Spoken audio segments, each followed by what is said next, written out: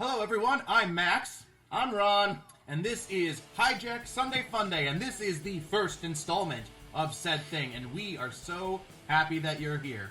And I'm happy that beer is here. Namely the beer. If you like this video, please do us a favor and like the video and subscribe.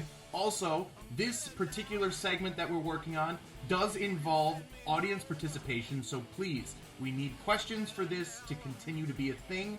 So any questions you have, it doesn't have to be music related, it doesn't even have to be about this band. Please post them below, and any questions we get, we will look at and we will answer, I'm going to say most of them.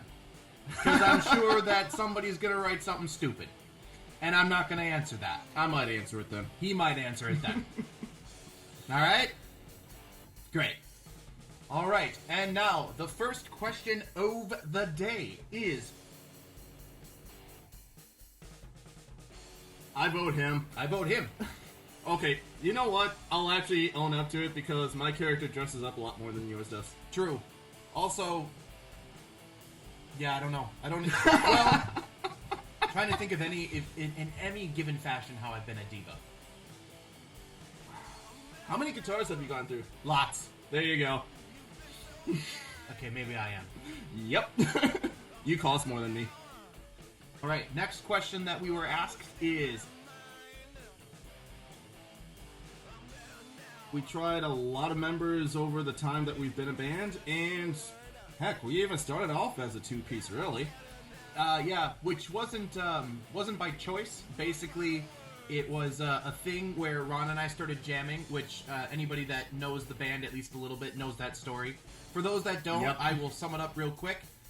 We had a bass player that was in my band. My band fell apart. He joined Ron's band. And my band fell apart. Right? We ended up doing a one-off show. Ron, myself, and this bass player as this like one-off little band one night. Ron and I hit it off. We continued to talk after that gig, and then shortly after that gig, his band fell apart. He was going to stop doing music, and then he's one of those people, and I've never heard of anyone I know doing this before. I want a drum kit! I want to make sure everyone hears that. He won a drum kit from one of those liking and sharing on Facebook things. Do you know how many of those things I've done? I've won nothing, and this man won a brand new drum kit. Regardless, that is what... made us decide that we were going to give this a shot. Yeah, but going back to the question, so we were jamming on our own because we didn't have a bass player that we wanted to work with, but we actually, around that time, so the very embryonic stage of the band, we met a band from Austin, Texas called One Eyed Doll. We went and saw their show at the rave, and they were playing one of the side stages, so we actually got a chance to pull them to the side and actually talk to them. And they were a two-piece band as well, a drummer and a guitar player like us. So we just started asking them questions. And based on their responses, as well as the live show, which for anybody that knows One Eyed Doll, it's a great show, we just decided, you know what? If they can do it and sound heavy, why can't we? And that's just the way it's been. Much love to both you, Kimberly, and to you, Jason. Seriously, love you guys, and thank you for being an inspiration to us. Yes, we miss you, and we hope that... whatever's going on, you guys can get it resolved, and we can do some shows with you again soon. Alright, and our next question is...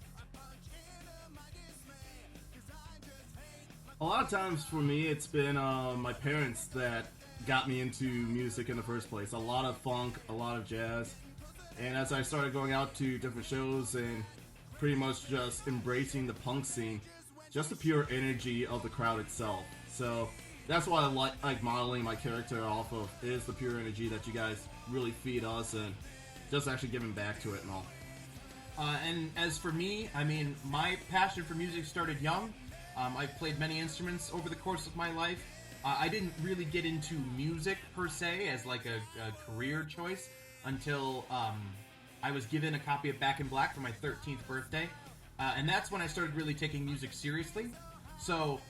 it's funny to say, because at this point, I've been doing this, I've been doing rock music, I've been doing music for more than half of my life, but, for whatever reason, man, it's just, I never seem to get tired of it, and, I find inspiration in the weirdest places. Right, and our last question for this segment is going to be... Mastodon? Definitely. Gojira, always loved them. Tool, them Crooked Vultures, and let's see, who do I want to put as my fifth? You know what? Shout out to the Red Flags. I'm going to put you guys as an influence as well. And shout out to Jonah on that one. Red Flags are awesome if you haven't seen them. We've played with them many times before. For myself, I'm going to choose AC/DC. No matter what, Angus and AC/DC are my number one band, followed very closely by Led Zeppelin.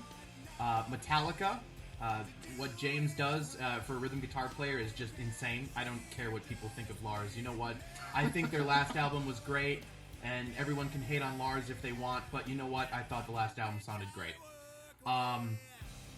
Then I will use my other two slots. Actually, no. So for number 4, I'm going to put Green Day in there because Green Day is how I learned how to play guitar and sing at the same time. But my 5th slot is kind of a revolving slot, and for this moment, I'm going to put Seether in that slot. I don't know why, but for whatever reason, I've just been getting into their music lately, and their latest album, which did just come out, was excellent. I know a lot of bands, as they get older, sometimes the music changes, and I don't know, it's just not quite the same. But to be quite honest, I can still see a line from this record to earlier stuff like Karma and Effect, which has one of my favorite songs on it, aptly titled Burrito. So, yeah, that's the thing. So, Seether, we want to come on burritos. Oh, I love burritos. But Seether, we want to come tour with you, so if you see this, consider it. And now for our final segment, we are going to be featuring a local beer from Wisconsin every week that we do this. So for this week, we are featuring the Leinenkugel's Oktoberfest, which is, of course, their limited release seasonal beer. We chose this beer mostly because right now, at least to my knowledge, up until the beginning of October, they are running a promotion on their website where if you endure or enjoy, up to you, 1 minute of polka music, they will send you a code to get a free 6-pack. It's a rebate sort of deal, but nonetheless, super cool. So we're going to try this beer, give you our opinion, and we will continue to do that for every beer for as long as we do this series. So Ron, let's give this a try. I like how you said endure. Well, hey, I could probably endure an hour, in all honesty. Well, I'm not whatever with polka, but some people just don't like it. All right, let's do it. I don't understand why. I like it. I like not all of, but most of Leinenkugel's beers. I don't necessarily care for the Berry Weiss and the Honey Weiss. But what I like about this Oktoberfest is that it's not as sweet as other ones that I've had. There's another company that does an Oktoberfest beer that kind of reminds me more of like a Doppelbock or a Quadbock, and they're just too heavy for me. But this one is actually something I could drink several of and still enjoy it. What do you think, Ron? I can hit a 6-pack of this. And in other words, what he just said. What I just said. Alright guys, once again, thank you very much for tuning in to this first installment of Sunday Funday. Again, please like the video, subscribe to our channel, comment because we need the questions to continue this thing, and of course, now more than ever, please make sure that you are going to vote this year. What else can you say? It's really important this year. So everyone out there, please take care. We look forward to seeing your questions and your comments, and we will see you later. Cheers.